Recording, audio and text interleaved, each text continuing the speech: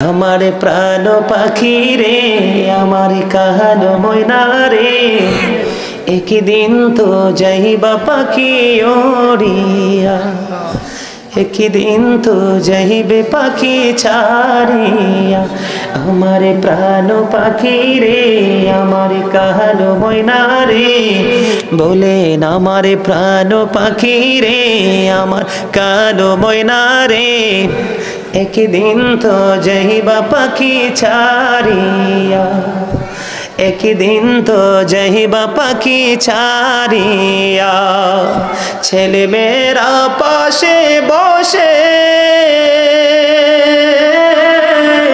কান্দিবে পাগলের বেশে বলেন ছেলে মেয়েরা পাশে বসে কান্দিবে পাগলের বেশে চোখের জলে পড়বে কোরআন খুলিয়া চোখের জলে পড়বে কোরআন খুলিয়া আমার প্রাণ পাখি রে আমার কালো ময়না রে আমার প্রাণ পাখি রে আমার কালো ময়না রে একদিন তো যাইবা পাখি ছাড়িয়া বড়ুই পাতার গরম জলে শুয়ায়া মশারির তোলে সাদা কাপড় দিবে তোমায় পরাইয়া সাদা কাপড় দিবে তোমায় পরাইয়া আমার প্রাণ পাখি রে আমার কালো ময়না রে একদিন তো যাইবা পাখি ছাড়িয়া মারহাবা। আপনাদেরকে মনে করিয়ে দিলাম এই সময় প্রত্যেকের জীবনে একবার আসবে। কারো সময়টা হবে নিয়ামত, কারো সময়টা হবে কিয়ামত। জানেন আল্লাহ রাসূল বলেছেন যেই মানুষটা ইয়াং থেকে বৃদ্ধ হলো আল্লাহ রাসূলের সন্ধান করতে করতে, তার চেয়ে বেশি দামি বৃদ্ধ পৃথিবীতে আর একটাও নেই।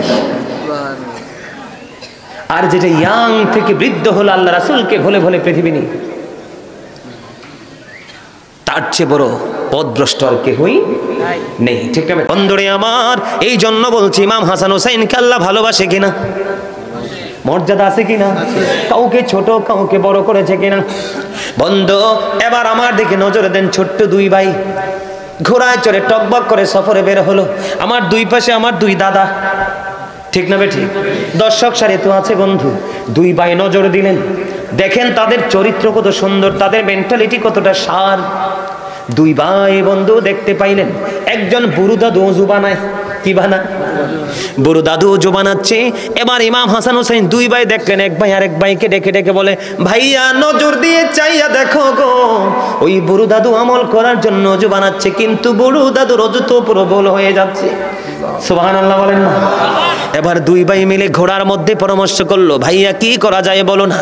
এবার দুই ভাই মিলে, তারা অত্যন্ত বিচক্ষণ ছিল বন্ধু, কমপক্ষে তারা অনেক হাদিস আমার নবী থেকে তারা বর্ণনা করেছে। জোরে জোরে কন্যা সুবহানাল্লাহ। বন্ধুরে আমার এবার বললেন ভাইয়া কি করা যায়? চলো দুই ভাই মিলে নামি, আজকে বুড়ো দাদুকে কৌশলে আমরা ওযু শিখিয়ে দেব। এবার বন্ধু কি করলেন, বুড়ো দাদুর কাছে গেলেন, ডেকে ডেকে বললেন, দাদুকে সালাম দিলেন, ভালো মন্দ জিজ্ঞেস করলেন। জিজ্ঞেস করার পরে দাদুকে বললেন, দাদু আমরা দুই ভাই মিলে ওযু বানাবো, তুমি ফয়সালা দিবে কার ওযু বেশি সুন্দর। এবার নামলেন বন্ধু, দুই ভাই মিলে ওযু করলেন। ওযু করার পরে এবার দাদুকে জিজ্ঞেস করলো, দাদুকে বলে দাও না কার ওযুটা বেশি সুন্দর হয়েছে। এবার ইমাম হাসান হুসাইন দুই ভাই যখন ওযু বানালো, এবার ওই বুড়ো দাদু ডেকে ডেকে বলল, দাদু গো কে গো তোমরা, এত মিষ্টি তোমাদের চেহারা। কারণ ইমাম হুসাইনের চেহারা তার বডি আমার নবীর সাথে সাদৃশ্যপূর্ণ। এত সুন্দর কেন গো? তোমাদেরকে কেন আমার কাছে এতটা মায়া লাগছে, এতটা সুন্দর লাগে? আর কেমন করিবে এত সুন্দর করে ওযু করেছো? তোমরা ছোট মানুষ কে গো, তোমাদেরকে ওযু শিখিয়ে দিয়েছে। এবার ইমাম হাসান হুসাইন দুই ভাই বলে, আমরা পৃথিবীর কোনো সাধারণ মানুষ নই, আমরা হলাম আপনার নবী, আপনার কলিজার টুকরা মুহাম্মদ রাসূলুল্লাহ, আল্লাহর প্রিয় হাবিব, হাবিবুল্লাহর কলিজার টুকরা দুই নাতি। আমাদের ওযু শিখিয়ে দিয়েছে স্বয়ং আমার নবী। বন্ধুরে আমার, এই জন্য বলেছি ইমাম হুসাইন তো একটা নাম নয়, এটা হলো কুল কিনারাহীন এক মহাসমুদ্র। লিখতে গেলে লেখক কাঁদে, লেখাও কাঁদে বন্ধু।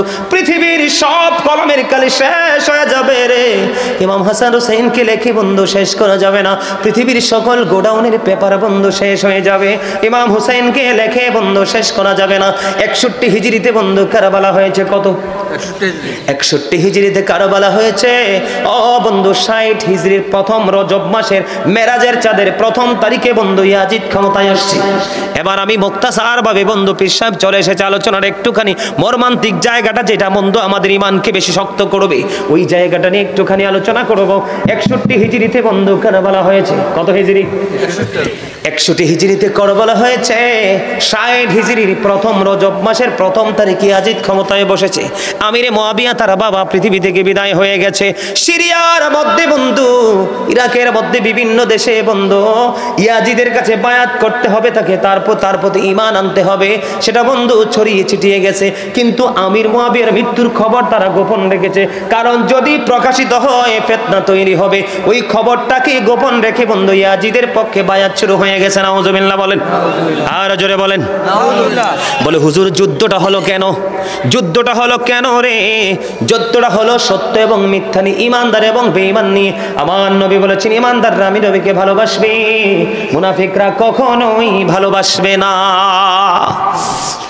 আমি আপনাদেরকে বলি, বেঈমান কাফের আমরা আমাদের প্রকাশ্য শত্রু। কি আমাদের প্রকাশ্য শত্রু?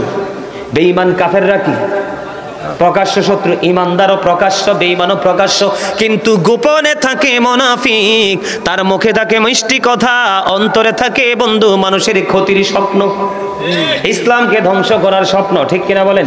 ইয়াজিদিয়াত কি জানেননি? ইয়াজিদিয়াত হলো মুখে ইসলামের কথা বলা আর অন্তর থেকে ইসলামকে ধ্বংস করার পায়তারা করা। বলে হুজুর ইয়াজিদের বিরুদ্ধে ইমাম হুসাইন কেন যুদ্ধ করলো?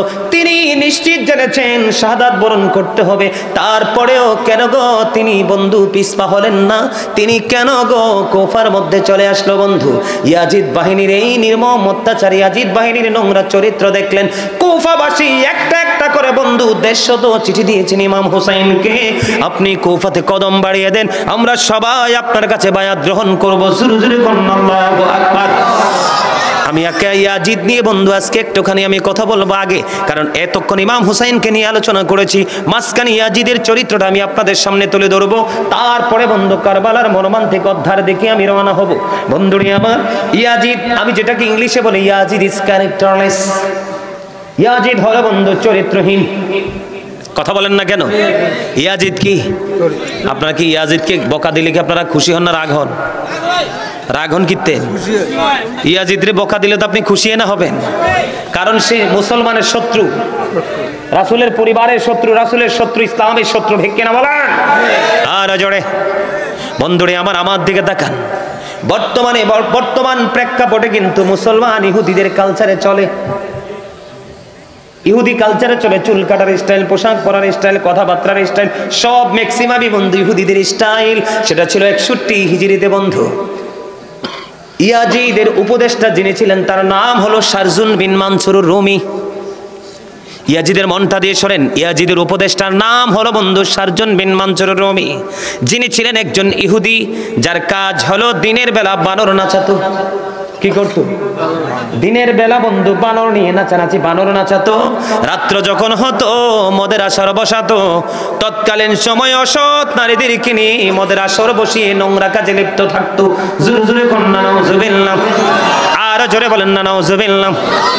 বন্ধু 61 হিজরিতে কারবালা হয়েছে রে। কারবালার জায়গায় পড়ে আসছি আমি 63 হিজরিতে। ইয়াজিদ বাহিনী যে কি তাণ্ডব চালিয়েছে বন্ধু আপনারা জানেন না। যেই মসজিদে যে আঙ্গিনায় নামাজ পড়লে বন্ধু 50,000 রাকাতের সওয়াব, ওই মসজিদে নববীর মধ্যে ওই 63 হিজরিতে, মন দিয়ে শুনেন, 63 হিজরিতে বন্ধু জিলহজের চাঁদের 27, 28, 29 তারিখ, 3 দিন। কয় দিন?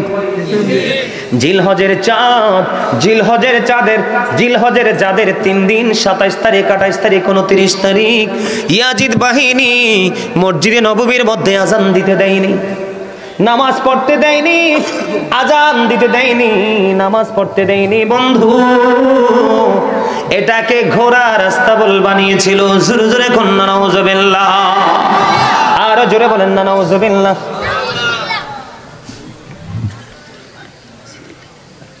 এটা আমার মনে আছে, টেনশনের দরকার নেই। বক্তা কি এমনি এমনি হচ্ছে, এমনি কি দেখুন আলহামদুলিল্লাহ কর, আর জোরে আলহামদুলিল্লাহ। এটা আমি বাসা থেকে সিদ্ধান্ত নিয়ে আসছি। খুশি হয়েছেন না? আমার আল্লাহ খুশি, তারাও খুশি। আপনারা খুশি না? আরো জোরে, সবাই খুশি? আরো জোরে বলেন, সবাই খুশি? আরো জোরে, সবাই? হ্যাঁ, আমার ড্রাইভারের একটা গজল পছন্দ, একটু শোনাই মাঝখান দিয়ে অল্প একটু। উনি আমার আছে কতদিন ধরে বলছে হুজুর এই গজল একটু শোনান না, আমার খুব পছন্দ। গাইবো? পারলে আপনারাও গাইবেন।